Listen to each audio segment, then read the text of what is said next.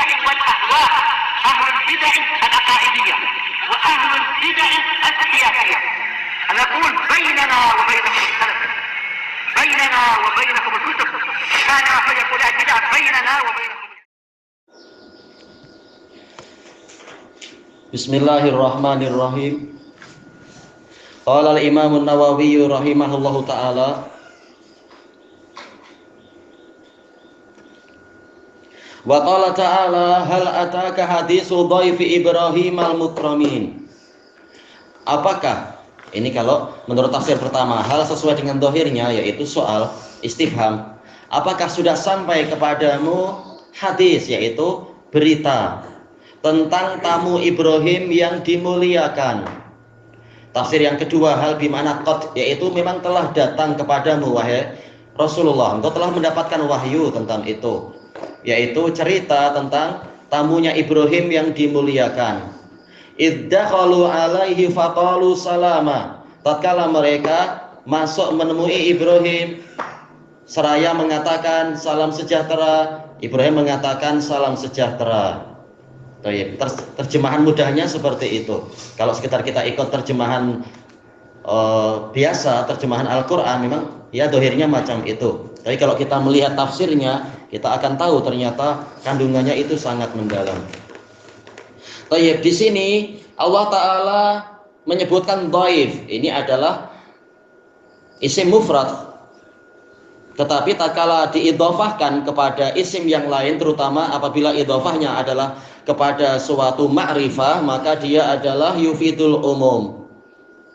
Makanya disifati dengan apa? Dengan pola jamak al-mukramin, menunjukkan bahwasanya dhaif di sini bukan hanya satu ternyata. Kalau dalam cerita-cerita di tafsir sih 3 malaikat itu ya, malaikat Jibril, malaikat Mikail, dan malaikat Israfil. Mereka datang kepada Ibrahim memberikan berita kematian dan memberikan berita kehidupan. Berita kematian yaitu terkait dengan dibinasakannya kaum Lut, penduduk Sadum.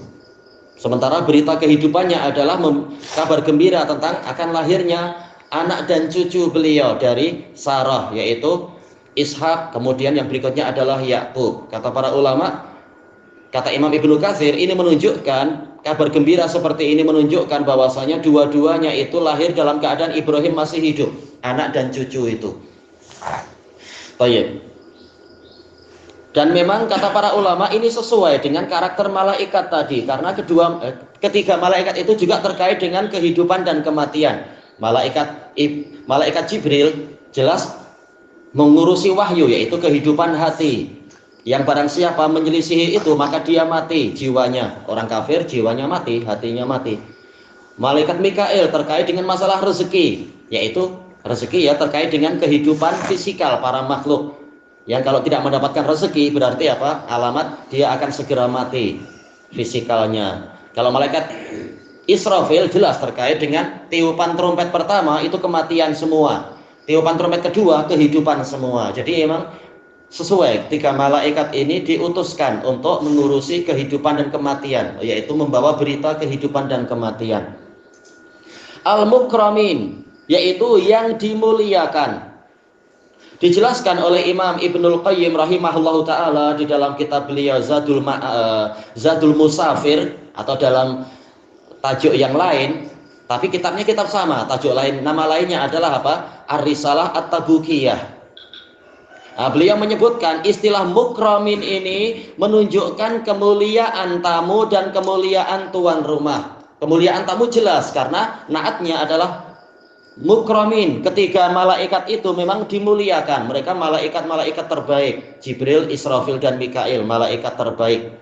Tatkala ketiga malaikat terbaik ini datang kepada Ibrahim membawa busyra, kabar gembira untuk beliau, maka ini menunjukkan memang Ibrahim juga dimuliakan. Buktinya bukan malaikat biasa yang diutuskan kepada beliau, tapi malaikat-malaikat terbaik membawa kabar gembira terkait dengan lahirnya anak yang didamba selama ini, didamba oleh Ibrahim dan Sarah.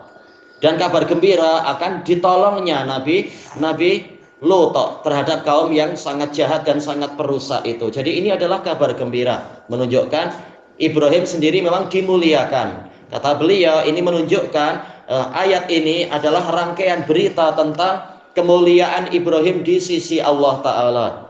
Apalagi pola kalimatnya, dan ini pembahasan balaghah, dimulai dengan hal ataka, yaitu kalau memang ini isim istifham bukan bermakna qad harfut tahqiq, berarti ini menunjukkan betapa besarnya berita itu sampai Allah memulainya adalah dengan pola pertanyaan.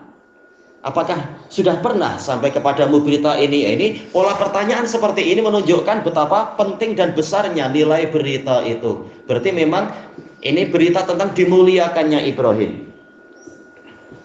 Thayyib. Iddakhalu alaihi dzarfun lima madha minaz zaman mabniun ala sukun fi mahallin nasab. Thayyib. Tatkala dia dzaraf berarti dia isim. Adapun kalau datang setelahnya adalah isim, berarti dia ini adalah sekedar fujaiyah, dia adalah harf. Tapi ini dzaraf, yaitu tatkala mereka masuk menemui Ibrahim. Faqalu, seraya mengatakan salama, salam sejahtera. Lihat di sini, tahu-tahu dia mansub. Tak mungkin suatu isim itu mengalami nasab, isim ataupun fi'il, dalam keadaan tidak ada amilnya. Berarti ada amilnya. Amilnya berarti apa? Yaitu takdirnya diperkirakan yaitu ukri'u salaman alaikum. Kami, kalau masing-masing salam ya berarti apa?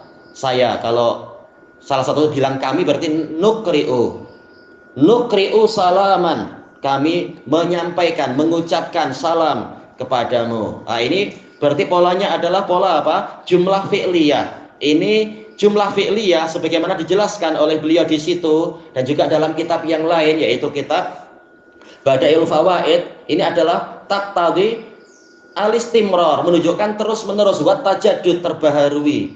Ini pemuliaan mereka mendatangkan dengan jumlah fi'liyah, yaitu semoga terus-menerus dan senantiasa keselamatan yang terbaharui itu tercurah kepada Anda. Baik. Nah, ini doa yang sangat bagus dengan pola jumlah fi'liyah, salaman, ukri'u salaman. Atau yang lain mengatakan ini adalah bukan maf'ul bih, tetapi ini maf'ul mutlak dari, yaitu nusallimu alaikum salaman. Nah, ini maf'ul mutlak. Jelas kita tahu maf'ul mutlak yang datang setelah suatu fi'ilnya, maka itu adalah sebagai apa? Sebagai taukid. Benar-benar kami menyampaikan salam kepada Anda. Dua-duanya sama-sama menunjukkan pemuliaan. Nah, ini menunjukkan memang Nabi Ibrahim dimuliakan. Makanya tak mungkin salam Islami itu mampu. Tak mungkin ada bahasa yang lain, apalagi bahasa kufar itu, good morning kah, good afternoon kah, good apa itu, menggantikan salam Islam itu tak mampu. Tak ada gunanya, tak ada harganya. Salam Islam terlampau tinggi nilainya dibanding dengan salam-salam orang kafir tadi. Kemudian Nabi Ibrahim menjawab dengan sesuatu yang unik. Qala salamun. Nah, kenapa bukan salaman? Ini beliau menjalankan syariat, boleh jadi syariatnya sama dengan syariat kita. Apa itu? Fahayyu bi ahsana minha aw rudduha. Maka balaslah dengan yang lebih baik dari itu atau yang semisal. Nah, sekarang mana yang semisal? Yang semisal ya salaman. Jumlah fi'liyah dijawab dengan jumlah fi'liyah. Salaman sama dengan salaman. Nah, sekarang beliau tidak sama itu. Beliau salamun dengan pola apa ini namanya? Yaitu dengan pola marfu. Karena apa? Salamun dhammah berarti apa? Marfu dia. Karena salam ini adalah mufrad, maka marfu'nya adalah dengan dhammah. Nah, berarti kalau bukan semisal berarti ini lebih baik. Dari mana kita tahu ini lebih baik? Berarti karena yang namanya salamun ini seperti salam di kalangan kita, salamun alaikum. Atau seperti yang di dalam Al-Quran itu salamnya para malaikat kepada penduduk surga, salamun alaikum tibtum fa ni'ma uqbaddar. Dan yang semacam itu. Nah, berarti kalau ini salam sebagai mubtada, alaikum sebagai khobar, menurut apa? Menurut Kufiyun atau mungkin apa? Kalau menurut Basriyun, takdirnya apa ya? Salamun kainun alaikum. Berarti jar majrur muta'alliq bi khobarin mahdhuf Berarti ini jumlahnya jumlah ismiyah. Jumlah ismiyah dijelaskan di dalam kitab tadi Risalah Tabukiyah dan dijelaskan secara umum oleh Imam Ibnul Qayyim di dalam Badail Fawaid. Ini adalah taqtadi al-istiqrar, yaitu menetap, dan ini lebih kuat. Beliau mengatakan jumlah fi'liyah itu jumlah ismiyah itu ablagh, lebih kuat, lebih mendalam daripada jumlah fi'liyah. Karena jumlah ismiyah ini menunjukkan istiqrar, betul-betul menetap, tak pernah hilang, tak pernah berkurang, tak pernah mengalami yang semacam itu. Adapun jumlah fi'liyah ini juga bagus, cuma tidak sekuat jumlah ismiyah sebagaimana dalam pembahasan balaghah. Kalau jumlah ismiyah, jumlah fi'liyah tadi salaman, usallimu salaman misalkan, atau uqri'u salaman, ini jumlah fi'liyah, ini adalah taqtadi apa? Yaitu istimrar wa tajaddud, terus-menerus dan terbaharui. Sementara jumlah ismiyah ini taqtadi istiqrar, menetap. Ini lebih kuat. Walaupun kalau kita bayangkan ujungnya sama aja kan, terus menerus, tapi lain antara terus menerus dengan sesuatu yang menetap. Baik. Seperti apa? Seperti macam barikah atau tasik. Dia airnya itu apa biasanya, yaitu lebih diberkahi daripada sungai. Sungai tetap ada air, tapi dia polanya adalah tajadud, terbaharui. Walaupun boleh kita bayangkan, oh, manfaat sungai pun banyak, betul. Cuma ini dari sisi balaghahnya memang jumlah fi'liyah, jumlah ismiyah lebih kuat daripada jumlah fi'liyah. Baik, dan itu banyak di dalam Al-Quran, pola-pola seperti itu. Jadi tatkala dikatakan dengan pola fi'liyah, ini menunjukkan kepastian dan terus-menerus, tahqiq wal istiqrar. Tapi kalau jumlah fi'liyah itu menunjukkan apa? Yaitu istimrar wa tajaddud, tajaddud wal istimrar, terbaharui dan berlaku terus-menerus. Ada nilai rasa yang lain. Intinya adalah Nabi Ibrahim menjawab salamnya malaikat tadi dengan cara yang lebih baik. Apa yang diinginkan oleh Imam Nawawi di dalam pembahasan ini, yaitu disyariatkannya untuk sebelum masuk ke rumah orang lain memang mengucapkan salam. Dan itu diperjelas di dalam hadis-hadis dalam syariat kita. Adapun kalau dalam ayat Az-Zariyat tidak jelas salamnya itu di luar atau di dalam. Tapi hadis-hadis telah menjelaskan untuk syariat umat ini salamnya adalah tatkala masih di luar. Tapi apa paling tidak tetap untuk syariat Nabi Ibrahim pun ada salam. Dan itu buktinya itu terus berlaku adalah di zaman Nabi Muhammad SAW tatkala beliau dimi'rajkan itu. Setelah Bai'atul Aqabah pertama itu, malaikat mengatakan apa? Mengucapkan salam, mengetuk pintu dan mengucapkan salam. Tidak disebutkan setelah masuk baru salam, tapi tatkala masih di luar, zahirnya adalah seperti itu. Baik. Kemudian kita masuk ke dalam hadisnya. Pembahasan ayat-ayat yang setelahnya terkait dengan pemuliaan tamu dibahas secara sangat mendetail oleh Ibnul Qayyim dalam kitab tadi Risalah Tabukiyah. Qala al-Imam An-Nawawi rahimahullahu taala al-haditsu tasi' wa samanun ba'da samani mi'ah 889 wa an Abdullah bin Amr bin al-As radhiyallahu anhuma anna rajulan sa'ala Rasulullah sallallahu alaihi wasallam, bahwasanya ada seorang lelaki yang bertanya kepada Rasulullah sallallahu alaihi wasallam, ayyul islami khair? Islam manakah yang terbaik? Khair di sini ini adalah takhfif, asalnya dari akhyar, sebagaimana syar itu dari asyar. Hamzahnya dihapus, apa itu takhfifan, untuk memberikan keringanan, bukan akhyar tapi jadinya khair. Yang lain mengatakan likasratil istiqmal, karena banyaknya penggunaan akhirnya hamzahnya dihilangkan jadi khair. Islam mana yang terbaik? Jelas semua Islam baik, karakter Islam adalah baik, tapi yang ditanyakan sekarang adalah yang terbaik. Qal tut'imut ta'am, engkau memberikan makanan. Wa taqra'us salam, ini boleh dengan sulasi, boleh dengan rubai, boleh aqra'a, boleh yaqra'a. Boleh apa? Qara'a, aqra'a, qara'a, boleh sulasi, boleh rubai. Dalam hadis dua-duanya ada. Pola sulasi, pola rubai boleh, taqra' boleh tuqri. Engkau mengucapkan salam ala man arafta wa man lam ta'rif, kepada orang yang engkau kenal dan orang yang tidak engkau kenal. Muttafaqun alaih. Di sini dijelaskan oleh Al-Hafidz Ibnu Hajar rahimahullahu taala, takdirnya adalah ada an di situ. An tu ta'imat ta'am. Tapi memang terkadang an itu dihapus, itu biasa, pola-pola seperti itu. Yang penting orang paham. Tapi kenapa sebenarnya ada an? Kita tahu an dan yang setelahnya ini fi ta'wilil masdar, an dengan fi'il mudhari, fi ta'wilil masdar, bermakna apa? Ita'amu kata'am, engkau memberikan makanan. Tapi kenapa perlu ditakwil jadi masdar? Yaitu berarti perlu ada an. Karena tuntutan i'rabnya itu menunjukkan kan dia adalah isim. Kita tahu kan, an dengan fi'il mudhari, takwil masdar, masdar adalah isim. Memang tuntutannya adalah berupa isim, bukan berupa fi'il. Kenapa? Lihat pertanyaannya itu, ayul islami khair. Ayu ini sebagai apa? Mubtada'nya, wa huwa mudhaf, Islam sebagai mudhafun ilaih, khair sebagai khabar. Berarti jawabannya adalah sebagai badal dari mubtada. Kita tahu mubtada adalah berupa apa? Isim atau al-mu'awwal bil isim. Berarti tak mungkin jawabannya adalah berupa fi'il seperti ini, tut'imut ta'am. Berarti hakikatnya ada an yang terhapus, an tut'imat ta'am. Itu yang pertama, memberikan makanan. Ini perbuatan dengan anggota badan. Yang kedua, wa takra'u, asal takdirnya apa? Antakra'as salam, mengucapkan salam. Ini perbuatan dengan lisan. Berarti tahulah kita bahwasanya Islam terbaik itu diraih dengan ucapan dan perbuatan.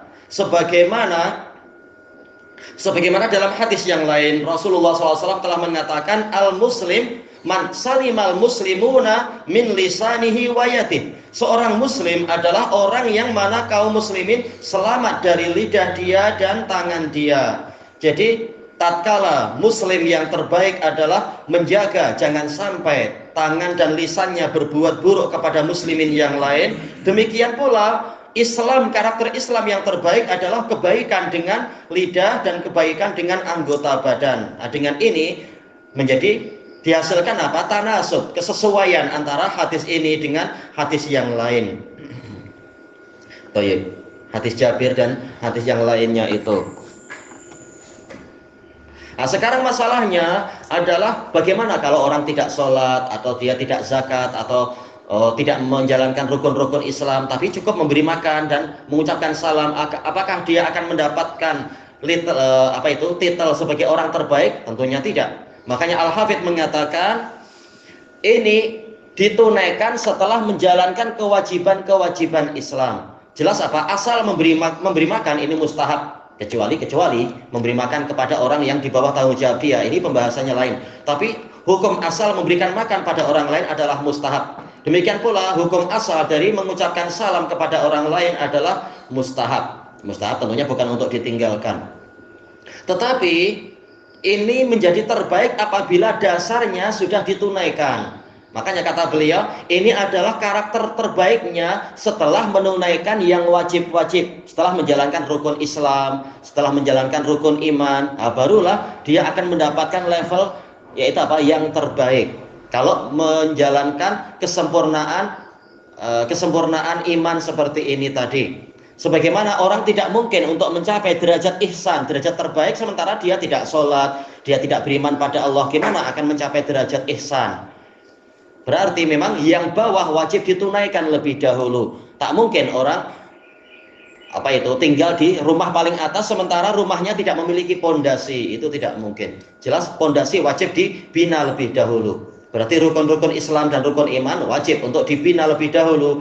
Kemudian barulah dia menjalankan yang mustahab-mustahab sehingga mencapai level yang terbaik. Tayyib, sekarang pertanyaannya, untuk orang ini Rasulullah menjawab dengan jawaban yang polanya adalah ijabi, yaitu polanya adalah pola mewujudkan perbuatan. Islam yang terbaik adalah engkau memberikan makan, engkau mengucapkan salam. Sementara jawaban untuk pertanyaan yang lain, padahal inti pertanyaannya sama, ayul muslimi afdal, ayul muslimi khair, muslim mana yang terbaik, muslim mana yang paling utama. Nabi menjawab dengan apa? Pola salbi, yaitu orang ini menjaga tangannya dan menjaga mulutnya dari mengganggu orang lain. Kenapa jawabannya lain-lain? Dijelaskan oleh Al-Hafidz rahimahullahu taala, jawaban itu disesuaikan dengan keadaan si penanya. Maka boleh jadi Rasulullah tahu untuk orang yang bertanya, yang sekarang ini dalam hadis Abdullah bin Amr ibn al-As, beliau lihat orang ini suka berbuat kebaikan, cuma tinggal dibimbing kepada kebaikan yang terbaiknya. Dia sudah biasa ini ya, kasih yang terbaik. Buktinya apa? Dia menanyakan apa yang terbaik, menunjukkan memang dia rajin untuk beramal soleh. Maka Nabi memberitahu, yaitu ada amal soleh terbaik untuk tangan dia, ada amal soleh terbaik untuk mulut dia, yang mustahab bukan yang wajib. Yang wajib jelas lebih baik daripada amalan mustahab. Sementara boleh jadi orang yang kedua, Nabi tahu dia ini walaupun dia muslim, dia suka mengganggu orang lain. Mungkin mulutnya suka memburuk-burukkan orang lain tanpa hak, atau tangan dan kakinya membuli atau menyakiti orang lain. Maka Nabi mengingatkan, muslim yang terbaik adalah yang memenuhi memenuhi hakikat dari nama dia, namanya muslim. Berarti memenuhi akar katanya, yaitu menebarkan as-salamah, keselamatan. Maka menjaga agar kaum muslimin selamat dari gangguan mulut dia, selamat dari gangguan tangan dia. Dengan itulah kita tahu kenapa jawaban itu lain-lain untuk pembahasan yang sama hakikatnya. Ilahuna wallahu a'lam. Sebenarnya masih ada kelanjutan sedikit ya ini ya. Apa itu? Alaman arafta wa man lam ta'rif. Kepada orang yang engkau kenal dan orang yang engkau tidak mengenalnya. Tentunya maksudnya adalah tidak mengenal secara individual, tetapi dia dohirnya adalah muslim. Sebagaimana dijelaskan oleh Imam Ibnu Muflih Al-Hambali di dalam kitab beliau Al-Adabus Syar'iyyah. Walaupun kita tidak kenal dia, tapi ini di negeri muslim, negeri muslimin, dohirnya dia muslim. Ada karakter gambaran mungkin dohirnya muslim kok. Disalami walaupun kita tidak kenal dia. Di antara tanda hari kiamat adalah taslimul khassah, mengucapkan salam hanya kepada orang yang dikenal. Ini tanda hari kiamat. Ada orang mulai kedekut, mulai pelit. Sebagaimana dalam hadis yang lain, yaitu ayudhara asyuh, sifat kedekut itu tersebar menjelang hari kiamat. Orang mulai bakhil, sekedar salam yang tidak membuang energi banyak-banyak pun tak mau. Nah, makanya Islam yang terbaik adalah kita bukan hanya mengucapkan salam pada orang yang dikenal, tapi juga pada orang-orang yang tidak kita kenal pun kita mau mengucapkan salam sesuai dengan nama Islam, yaitu menebarkan as-salamah. Ilahuna wallahu a'lam.